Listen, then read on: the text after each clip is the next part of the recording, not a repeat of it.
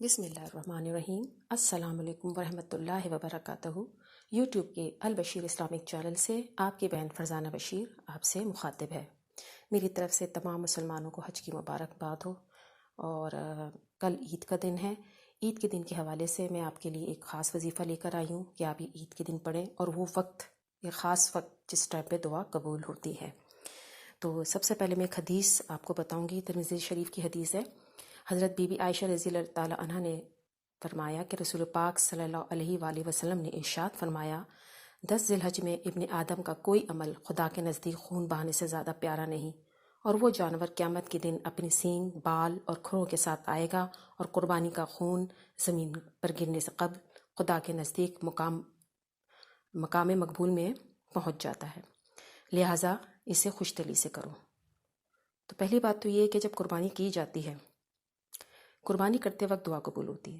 خون کا قطرہ زمین پر گرنے سے قبل مرد حضرات یہ کریں کہ لازمی کوئی دعا ہوگی۔ انسان کی زندگی میں بہت دعائیں جو اب وہ سمجھتے ہیں کہ قبول نہیں ہو، یہ قبولیت کا ٹائم ہوتا ہے کہ جب آپ چھری رکھیں اس وقت آپ دعا کریں قبل اس کے کہ خون کا قطرہ زمین پر گرے۔ انشاءاللہ تعالی اللہ تعالیٰ آپ کی دعاؤں کو قبول فرمائیں گے، آمین ثم آمین۔ اسی طرح حضرت بی بی عائشہ رضی اللہ تعالیٰ عنہ فرماتی ہیں کہ رسول پاک صلی اللہ علیہ وآلہ وسلم نے ارشاد فرمایا، یہ سنن ابن ماجہ کی حدیث ہے، کہ رسول پاک صلی اللہ علیہ وسلم جب قربانی کا ارادہ فرماتے تو 2 بڑے فربا، موٹے تازے سینگ والے، رنگت میں ایسے سفید جس میں سیاہی کی آمیزش ہو، خصی مینڈے خریدتے اور ایک اپنی امت کے ان لوگوں کے لیے ذبح فرماتے جنہوں نے اللہ کی وحدانیت اور رسول پاک صلی اللہ علیہ وآلہ وسلم کی رسالت کی گواہی دی ہو، اور دوسرا خود اپنے عیال کی جانب سے ذبح فرماتے تھے۔ اور اب میں آپ کو تھوڑی سی کچھ سنتیں بتا دیتی ہوں۔ عید الاضحیٰ کی سنتیں ہیں، اس کو ہر انسان کو معلوم ہونا بہت ضروری ہے، خاص طور پہ مرد حضرات، کہ نماز فجر سے قبل بیدار ہونا، نماز فجر مسجد میں جا کے ادا کرنا، عید کی نماز پڑھنے سے پہلے کچھ نہ کھانا، غسل کرنا، اچھا لباس پہننا، مسواک کرنا، مرد کا خوشبو لگانا، سرما لگانا، عید کا ایک راستے سے جانا، پیدل جانا، اور عید گاہ سے واپسی پر دوسرا راستہ اختیار کرنا، راستے میں آتے اور جاتے ہوئے بلند آواز میں تکبیر بولنا، اللہ اکبر لا الہ الا اللہ واللہ اکبر اللہ اکبر وللہ الحمد۔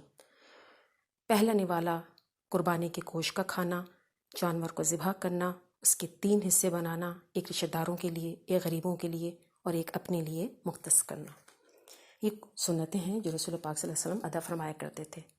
اب میں آپ کو وہ وظیفہ بتا دیتی ہوں جو عید الاضحیٰ کے دن آپ کر سکتے ہیں، بلکہ 3 دن میں سے کوئی بھی دن جو آپ سہولت کے ساتھ سمجھتی ہیں، پہلا دن، دوسرا دن اور تیسرا دن، لیکن مغرب سے پہلے آپ اس کو ادا کر دیں تو بہتر ہے۔ اگر پہلے دن مصروفیات ہیں، نہیں کر سکیں، دوسرے دن کر لیں، دوسرے دن مصروفیات ہیں تو آپ تیسرے دن بھی کر سکتی ہیں۔ تو طریقہ کار یہ ہے کہ اول تا آخر آپ کو 3 بار درود ابراہیمی پڑھنا ہے، اور 300 مرتبہ سبحان اللہ و بحمدہ، سبحان اللہ و بحمدہ 300 مرتبہ پڑھنا ہے۔ یہ وہ کلمہ ہے جس کے لیے رسول پاک صلی اللہ علیہ وآلہ وسلم نے فرمایا کہ زبان پہ بہت ہلکا اور ترازو میں سب سے بھاری ہوگا۔ تو یہ وظیفہ آپ جو ہے عید کے پہلے دن کر لیں، یا دوسرے دن کر لیں، یا تیسرے دن، اور اگر کر سکتی ہیں تو تینوں دن کر لیں اور دعا مانگیں۔ انشاءاللہ تعالیٰ اللہ کے اعزاز سے امید ہے کہ اللہ تعالیٰ آپ کی اور میری دعاؤں کو قبول فرمائیں گے۔ آخر میں اس دعا کے ساتھ آپ سے اجازت چاہتی ہوں۔ اے ہمارے رب، ہم سے جو بھول ہو گئی ہو یا کوئی خطا ہو گئی ہو تو ہمیں نہ پکڑنا۔ اے ہمارے رب، ہم پر وہ بوجھ نہ ڈال جو ہم سے پہلے لوگوں پر ڈالا تھا۔ اے ہمارے رب، ہم پر وہ بوجھ نہ ڈال جس کو اٹھانے کی ہمیں طاقت نہ ہو۔